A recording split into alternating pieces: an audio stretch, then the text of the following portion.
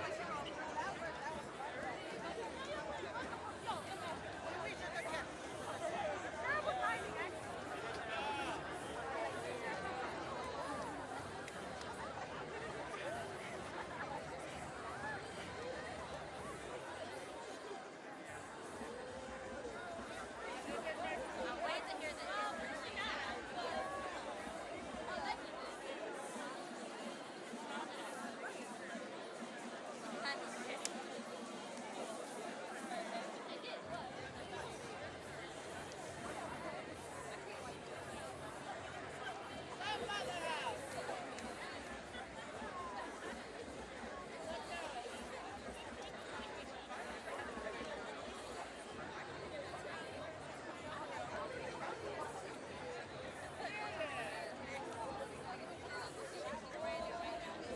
Excuse me, guys. Excuse me. Just want to see. Hey, guys. Yeah, they're labeled. They have your Reuters, Getty, AP. Getty? That's AP. That's AP. AFB. Wapo.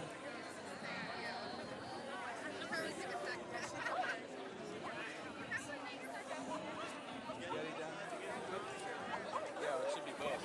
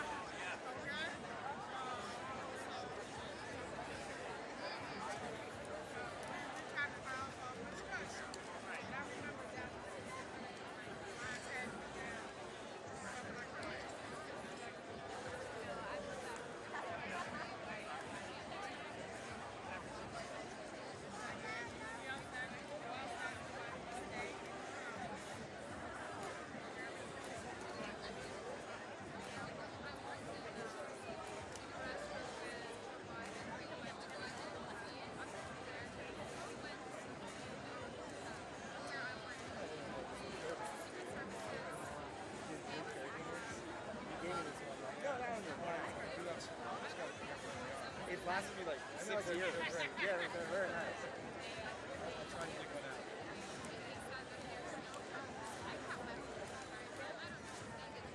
Oh yeah.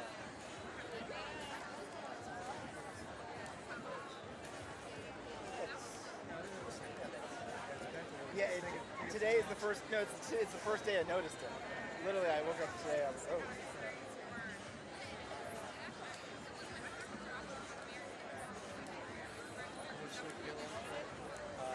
Two. Every sunrise. And then, what's that? But then, I was like, alright, so now I'm going to keep it on the channel. So I just.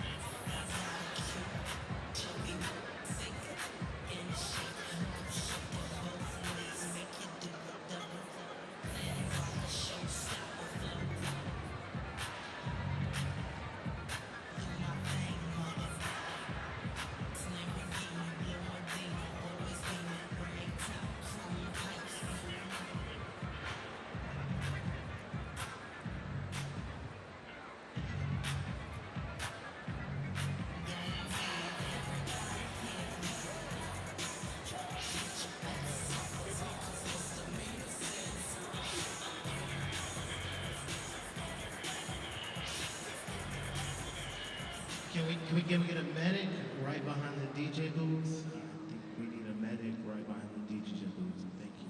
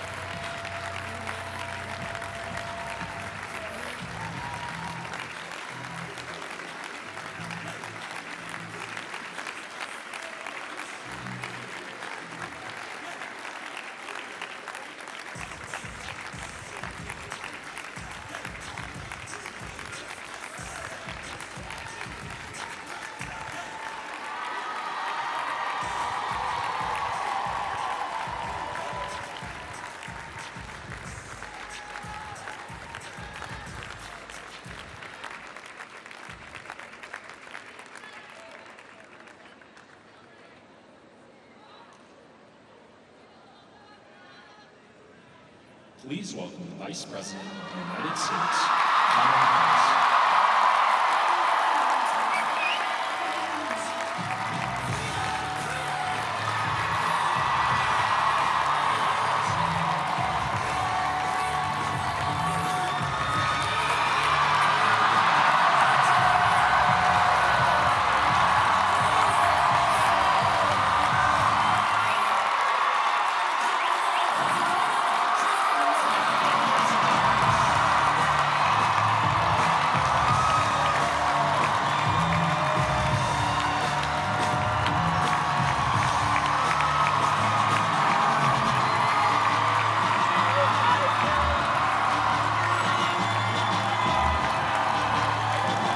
Good afternoon. Good afternoon. Good.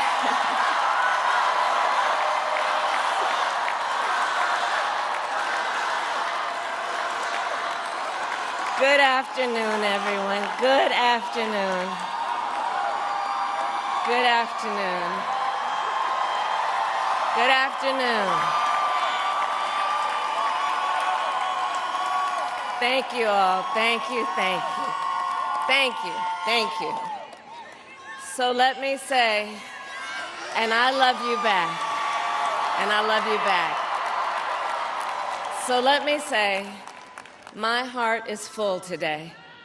My heart is full today, full of gratitude for the trust you have placed in me, full of love for our country, and full of resolve.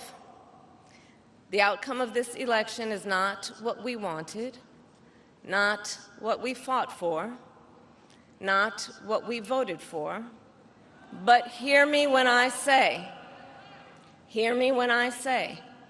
the light of America's promise will always burn bright.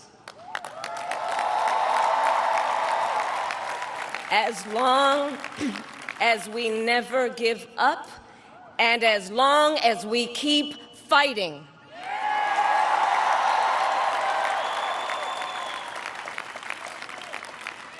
To my beloved Doug and our family, I love you so very much. To President Biden and Dr. Biden, thank you for your faith and support. To Governor Walz and the Walz family, I know your service to our nation will continue. And to my extraordinary team, to the volunteers who gave so much of themselves, to the poll workers and the local election officials, I thank you all. Look, I am so proud of the race we ran and the way we ran it. Over the 107 days of this campaign, we have been intentional about building community and building coalitions, bringing people together from every walk of life and background, united by love of country, with enthusiasm and joy in our fight for America's future. And we did it with the knowledge that we all have so much more in common than what separates us. Now, I know folks are feeling and experiencing a range of emotions right now. I get it. But we must accept the results of this election. Earlier today, I spoke with President-elect Trump and congratulated him on his victory. I also told him that we will help him and his team with their transition, and that we will engage in a peaceful transfer of power.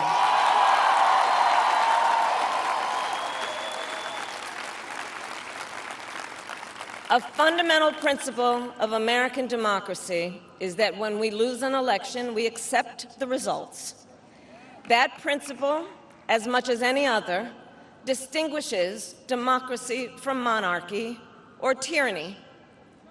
and anyone who seeks the public trust must honor it. At the same time, in our nation, we owe loyalty not to a president or a party, but to the Constitution of the United States.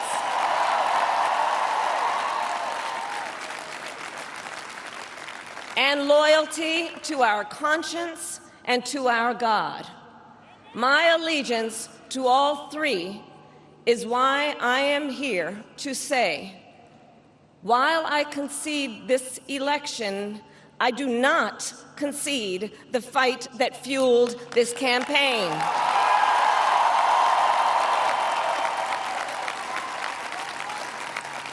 The fight for freedom, for opportunity, for fairness, and the dignity of all people. A fight for the ideals at the heart of our nation, the ideals that reflect America at our best. That is a fight I will never give up.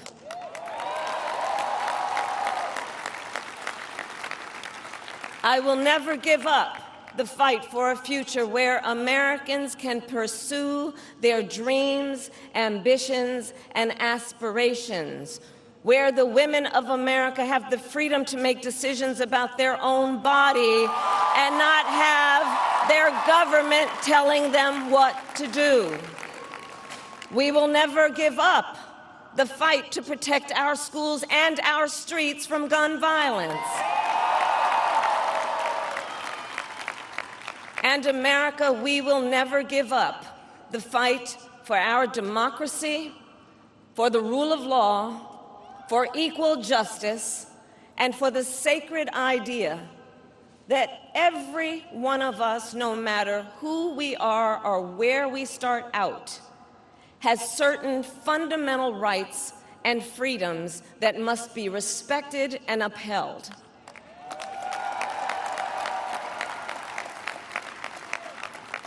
And we will continue to wage this fight in the voting booth, in the courts, and in the public square.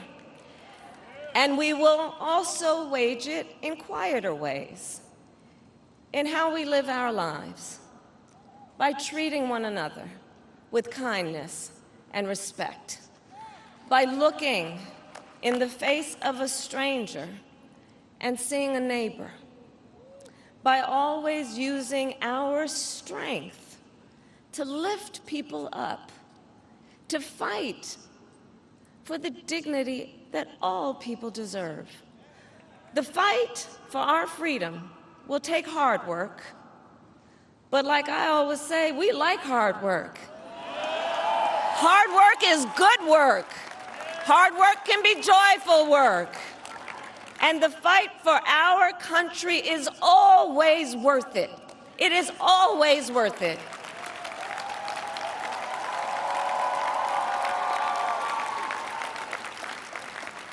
To the young people who are watching, it is, I love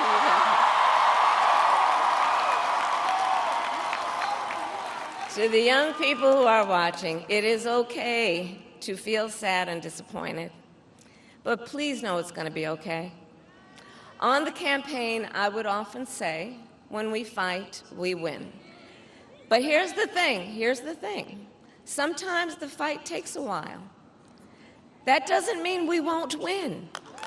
That doesn't mean we won't win. The important thing is don't ever give up. Don't ever give up. Don't ever stop trying to make the world a better place. You have power. You have power. And don't you ever listen when anyone tells you something is impossible because it has never been done before.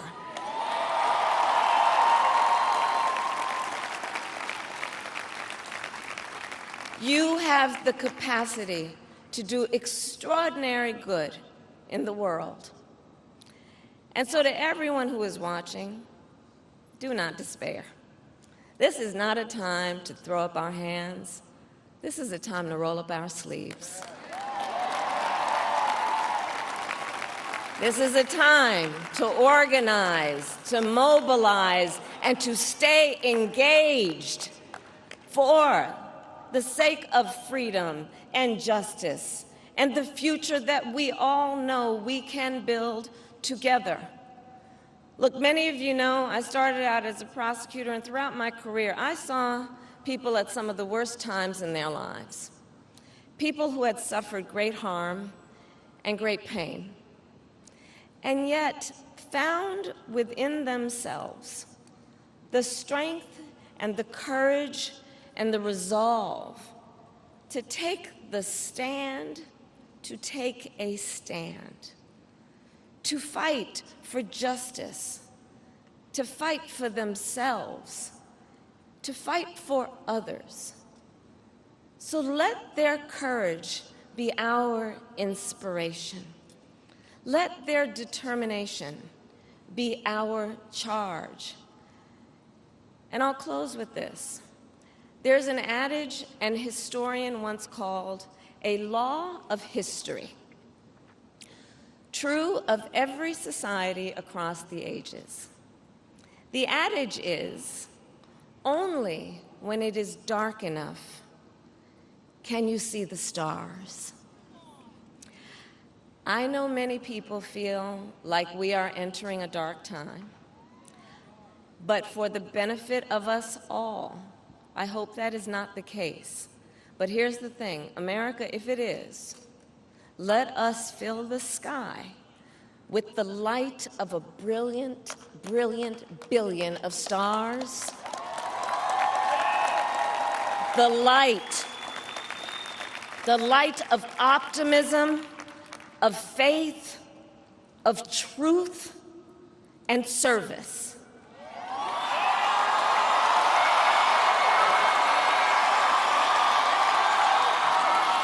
HU. And may that work guide us, even in the face of setbacks, toward the extraordinary promise of the United States of America. I thank you all. May God bless you, and may God bless the United States of America. I thank you all.